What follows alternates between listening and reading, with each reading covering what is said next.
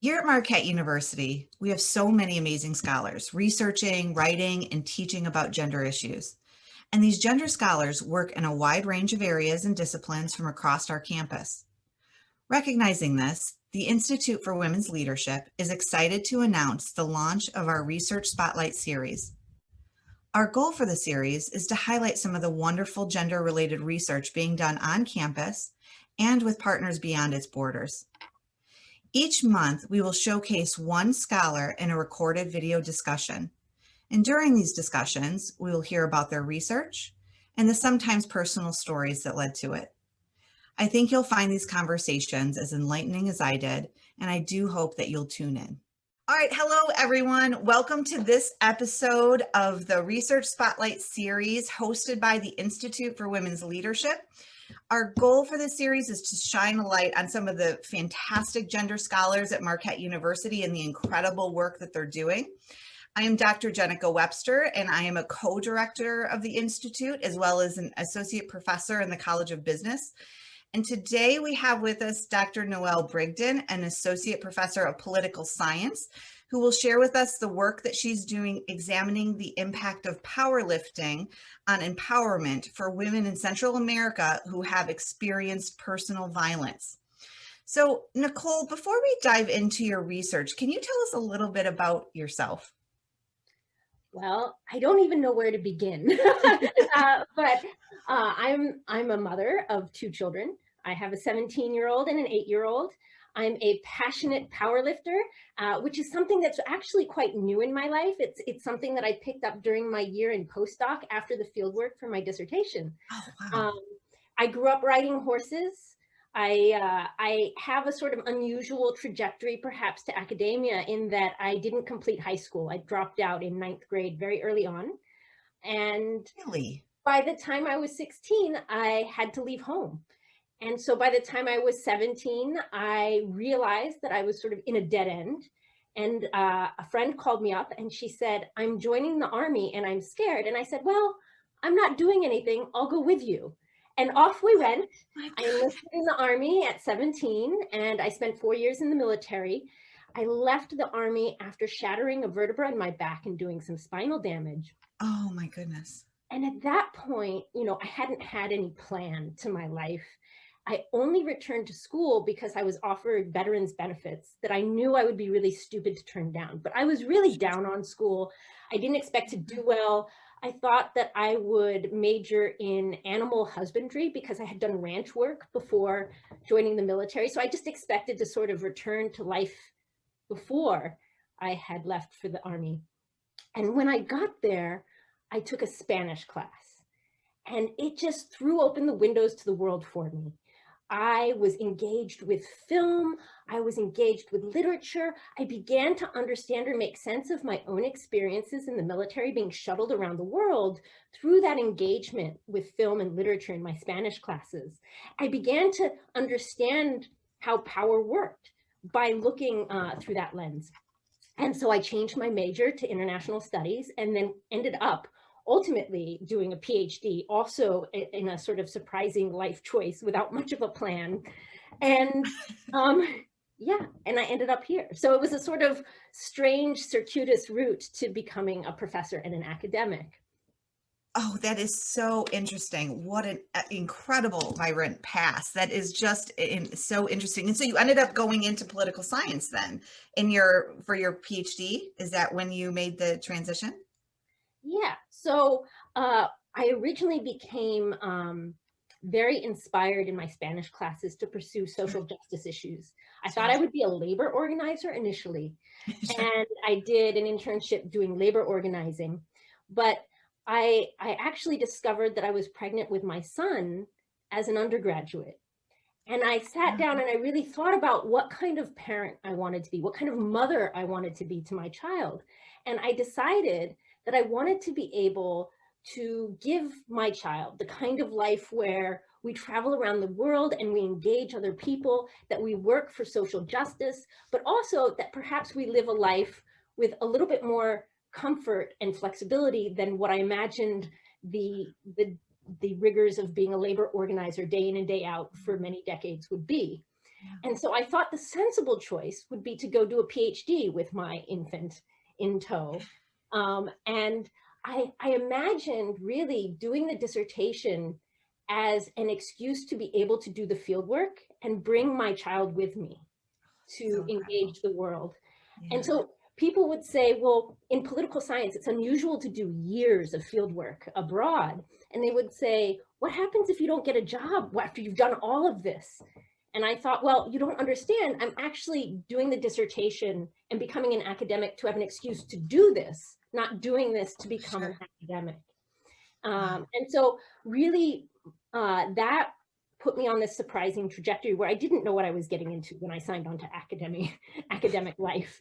But I think the other part of it was that you don't go through that kind of awakening experience in a classroom without becoming a teacher in some way. I think that was just such an inspiring and amazing experience and transformation to have gone through, that it's something that I'm very dedicated to sharing with people. Yeah, well, that's incredible. And I mean, clearly, your past and your background shaped, your research agenda going forward and what you were interested in and passionate about. So I'm really curious to learn more about that research program and how you came to study such a unique topic. So could you provide us an overview of your research program?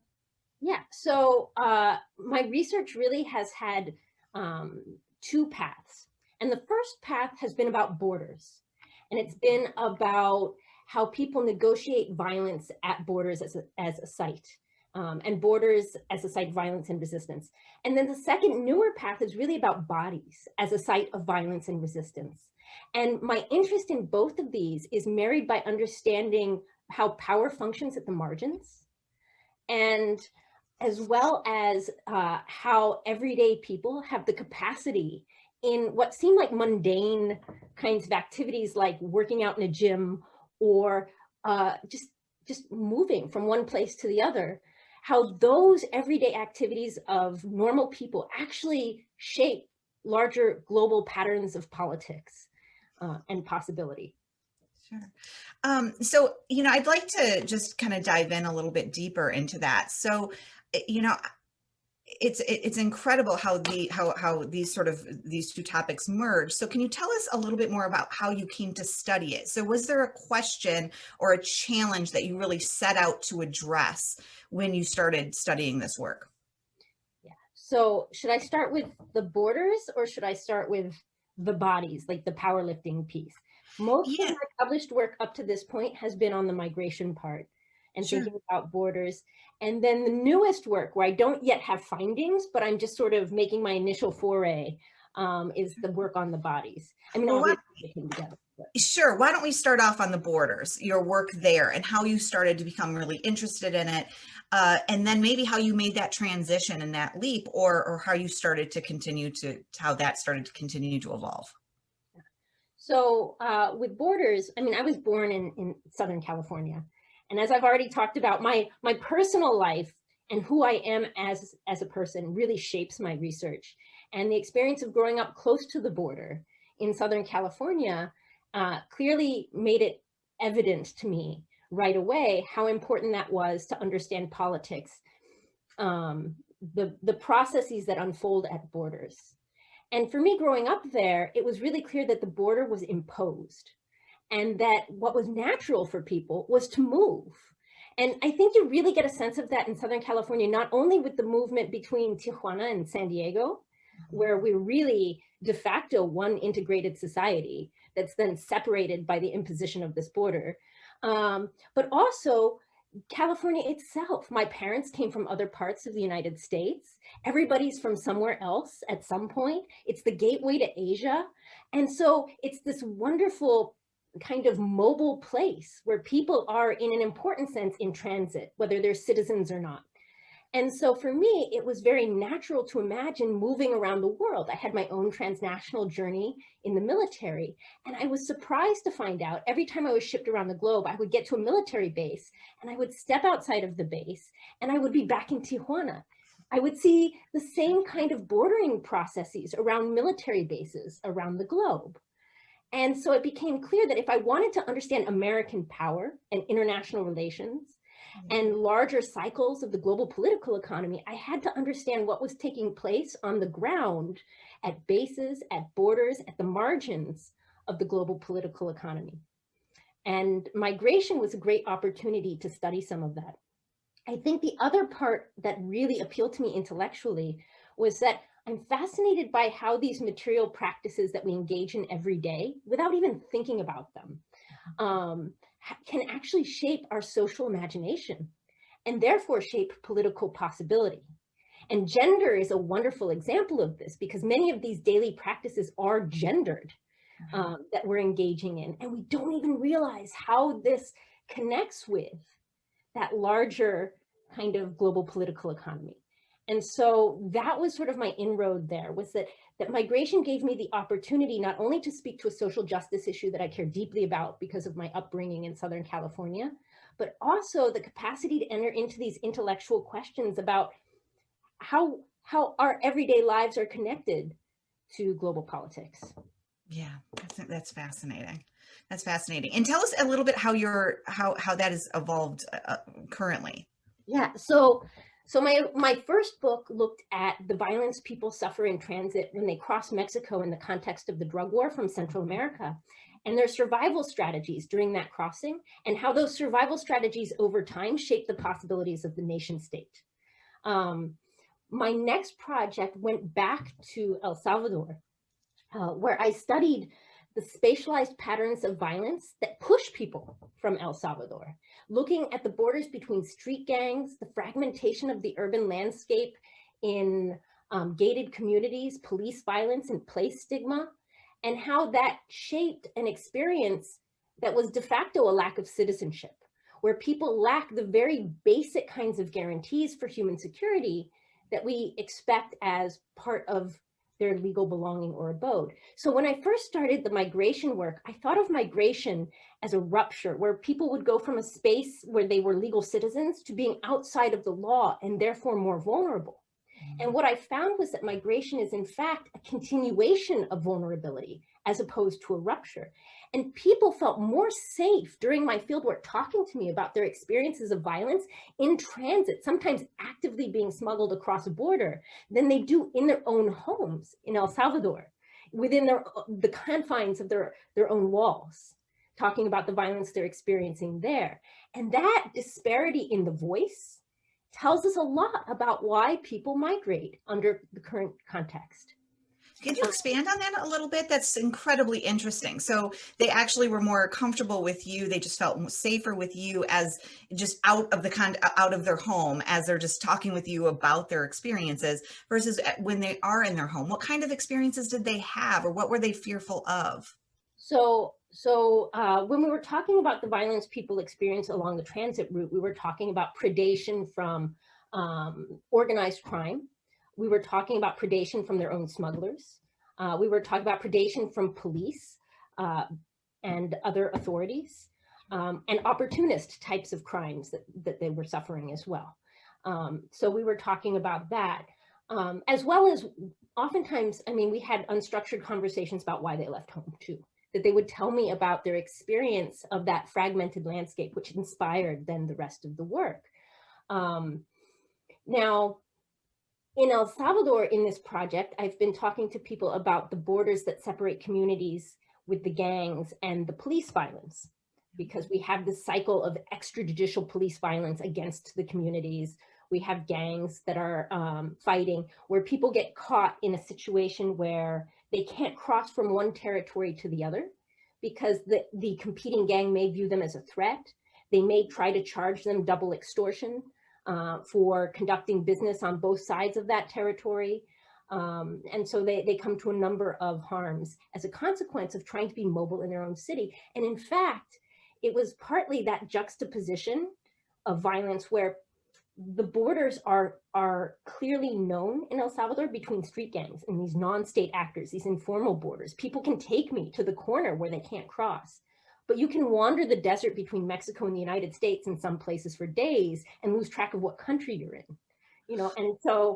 And in fact, along the migration route, people were primarily paying smugglers to be able to pay off the cartels that control territory for crossing through their territory than to evade border policing, because the cartels would scout them and kidnap them and torture them and extort money from them.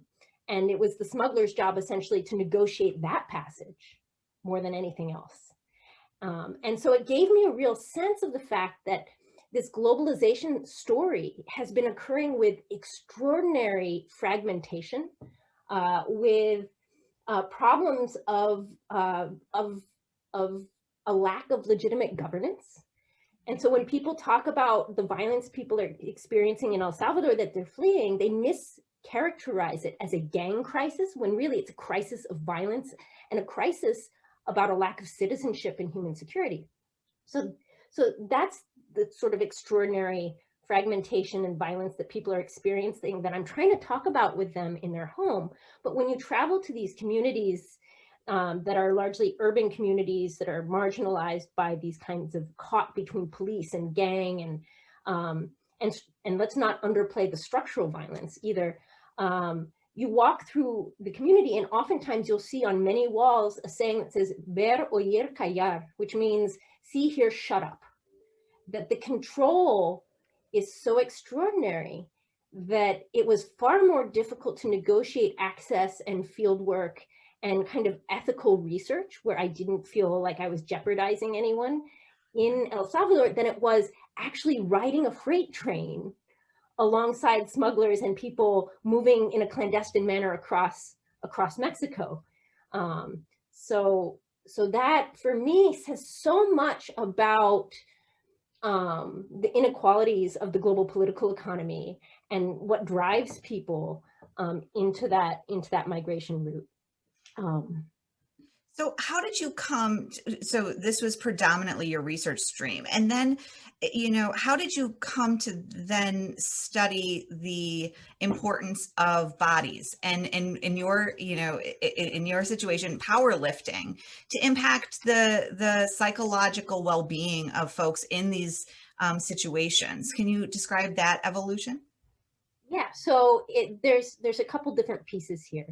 And I'll start with the more general one, and then I'll talk about a more personal one.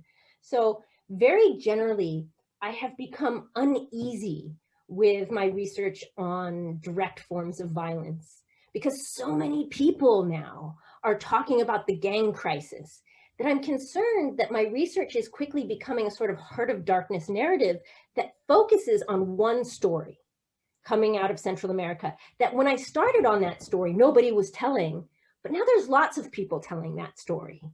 And I still feel my analysis offers kind of rich different dimensions than what you hear in popular media narratives. But I have a growing unease when in the community where I'm working, more women die of diabetes than bullets every single year. So I began to question what role the stories I'm telling really play and why I was drawn to something that was so quickly sensationalized by others. And so I had a sort of crisis of research ethics that has forced me to shift my focus from direct forms of violence to what I see as more insidious forms of violence, of structural violence. And where do we see that? Where do we see the traces of that through everyday practice? We see it on the body, how we wear our body, how we feel in our body. And so I became very interested in this question of how we embody structural violence and how I might be able to pull that out for people to see, and how there are so many normalized forms of violence about our body imagery too, that I might be able to expose for people and show other kinds of stories about what's happening in Central America. So that was a big piece of it. Another piece is deeply personal, and it has to do with getting involved with a project that now I'm trying to build as a nonprofit organization. When I came back from 2 years of field work, one of the years was spent living out of migrant shelters and doing interviews with people who had suffered extraordinary violence. I was sort of shell-shocked. I came back pregnant with my second child. I discovered I was pregnant with her in a migrant shelter moving north along the route and decided maybe it was time to come home.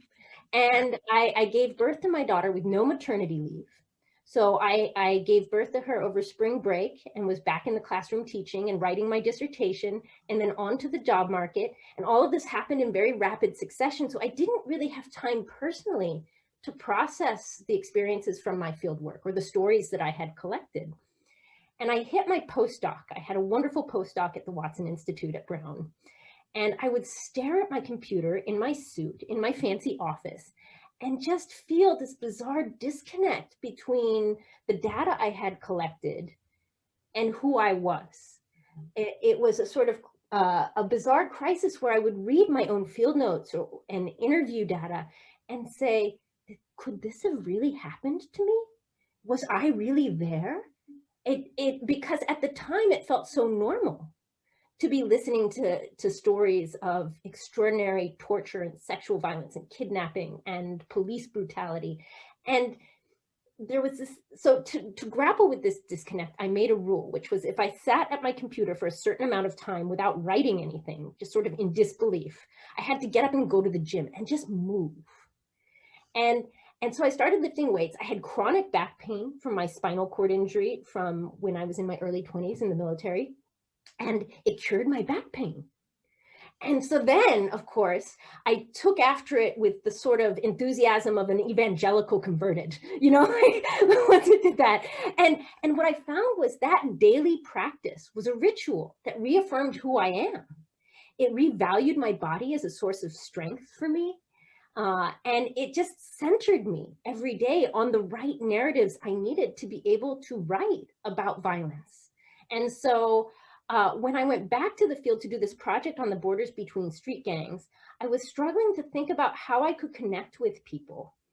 And people would start asking me for fitness advice because I clearly had started working out. And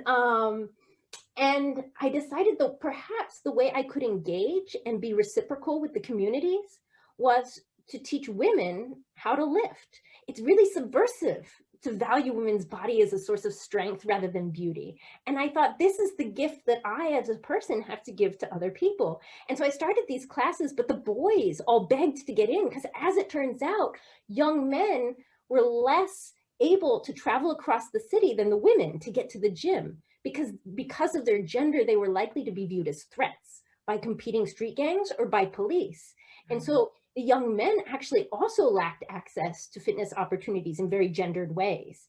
And so I began to incorporate young men into the classes, which started out too in some places where we couldn't get access to gym equipment with calisthenics classes. And then as I won a couple small grants, we managed to buy some weights for very basic training. And it just sort of took on a life of its own to the point where now when I show up in the community, it's really clear to me why people want to engage with me. And it's not about my research on borders, it's about bodies. And they want to talk to me about how they inhabit their own body.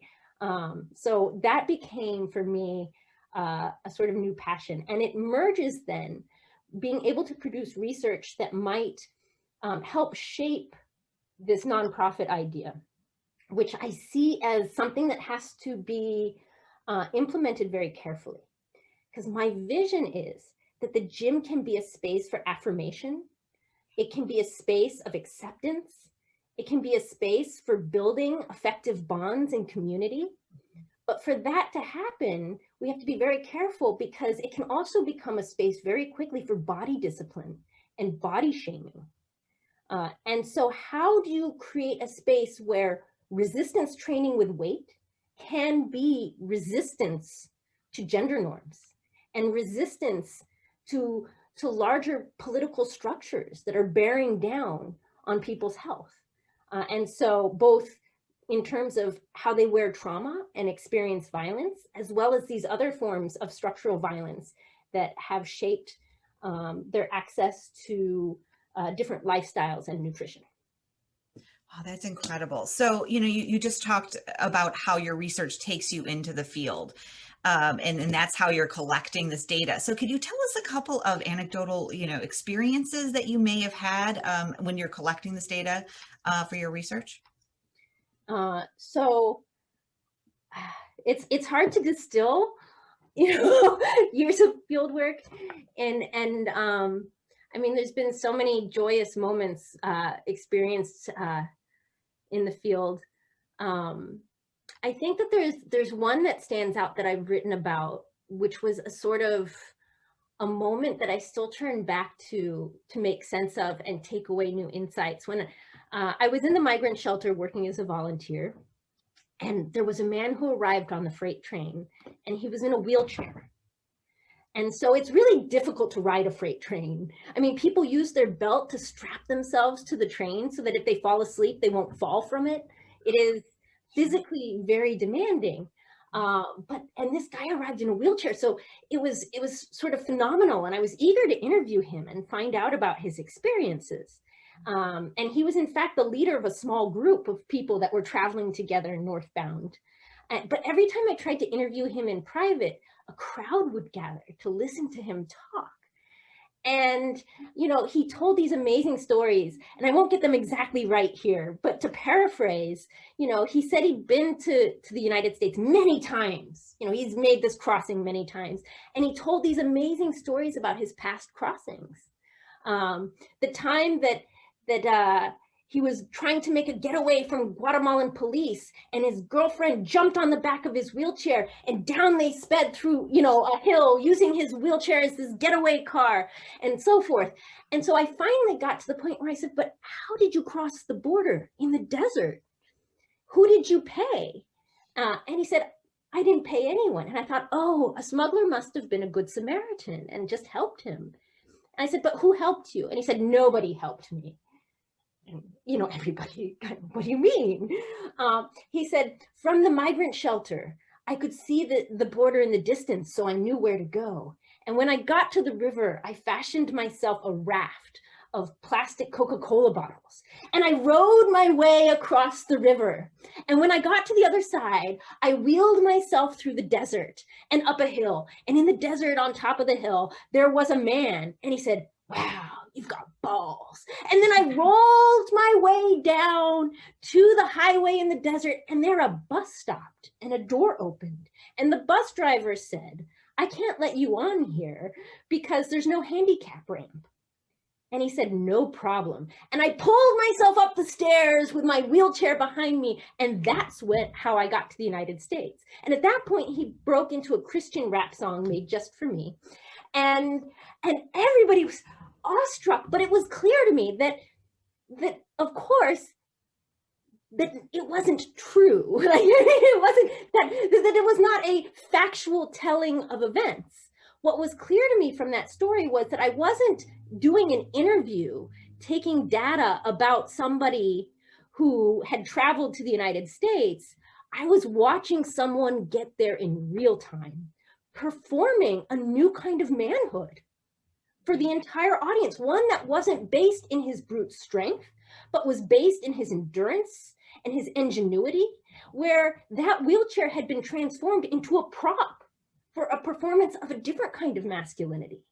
And that authority that he exuded allowed him to be leader of a group and to make his way across Mexico, charming people, knowing people, finding new paths.